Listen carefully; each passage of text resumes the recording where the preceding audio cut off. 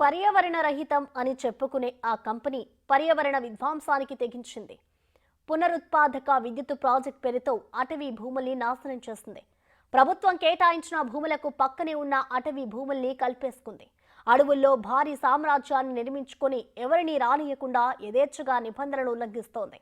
కర్నూలు జిల్లా సరిహద్దు ప్రాంతంలో కోట్ల విలువైన అటవీ భూములను పరిశ్రమల పేరిట దగా చేశారని వైసీపీ నేతలపై ఆరోపణలు గుప్పుమంటున్నాయి.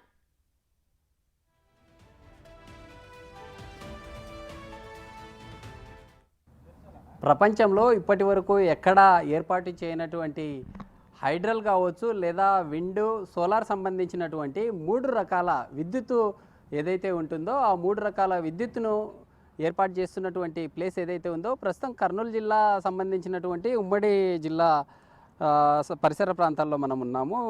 గుమ్మితం తాండా పైన ఉండేటటువంటి ప్రాంతం పిన్నాపురం అనేటటువంటి ప్రాంతాలు ఉంటాయి. అయితే మనం చూడొచ్చు విజువల్లో చూస్తున్నటువంటి గ్రీన్కో అనేటటువంటి సంస్థ ఉండేటటువంటి కర్నూలు సంబంధించినటువంటి ఉమ్మడి జిల్లా కేంద్రంలో 1900 ఎకరాల్లో ఈ యొక్క ప్రాజెక్ట్కి శ్రీకారం చుట్టినట్లుగా తెలుస్తూ ఉంది. అయితే దాదాపుగా గతంలో 2019 సంబంధించినటువంటి ఇయర్ ఏదైతే ఉందో ఆ ఇయర్కి సంబంధించి ఈ యొక్క వీటికి ఏర్పాట్లు చేసినట్లుగా తెలుస్తూ ఉంది. 2022లో వైసీపీ ప్రభుత్వ హయాంలో ఈ యొక్క ప్రాజెక్ట్ సంబంధించి శంకుస్థాపన సంబంధించినటువంటి కార్యక్రమాలు కూడా ఏదేమైనప్పటికీ ప్రస్తుతం మనం ఉండేటటువంటి లొకేషన్ ఏదైతే ఉందో ఈ లొకేషన్లో 3 రకాలైనటువంటి విద్యుత్తుని ఇక్కడే స్టోర్ చేయడం జరుగుతుంది. ప్రపంచంలో ఇప్పటి వరకు ఎక్కడా కూడా ఈ 3 రకాలైనటువంటి విద్యుత్తుని ఒకే చోట ఏర్పాటు చేసినటువంటి పరిస్థితులు అయితే లేవు. అయితే మొత్తంగా ఈ ఉండేటటువంటి లొకేషన్ ఏదైతే ఉందో ఈ లొకేషన్తో పాటు మనం చూస్తున్నటువంటి ఈ గోరుకల్లు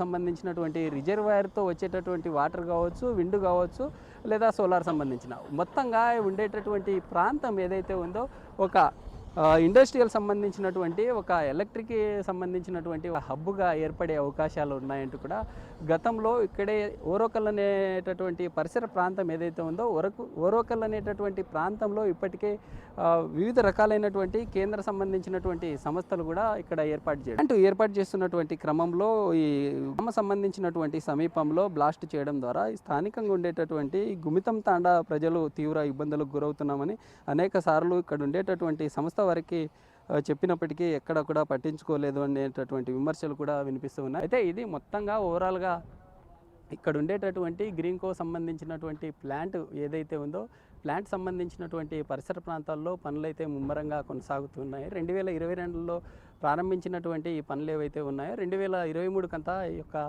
ప్లాంట్ సంబంధించినటువంటి పనులు ముమ్మరంగా కొనసాగించి ప్లాంట్ని ఖచ్చితంగా రన్ చేస్తామని డెడ్ లైన్ పెట్టినప్పటికీ ఇప్పటికి కూడా పనులు ఇంకా కొనసాగుతూ ఈ పరిసర ప్రాంతాల్లో ఓవరాల్గా ఈ ఏర్పాటు చేసినటువంటి గ్రీన్కో సంబంధించినటువంటి ప్లాంట్ ఏదైతే ఉందో ఈ ప్లాంట్ సంబంధించినటువంటి వాటిని ఏర్పాటు చేయడం ద్వారా పర్యావరణ సంబంధించినటువంటి వాటిని విధ్వంసం చేశారు.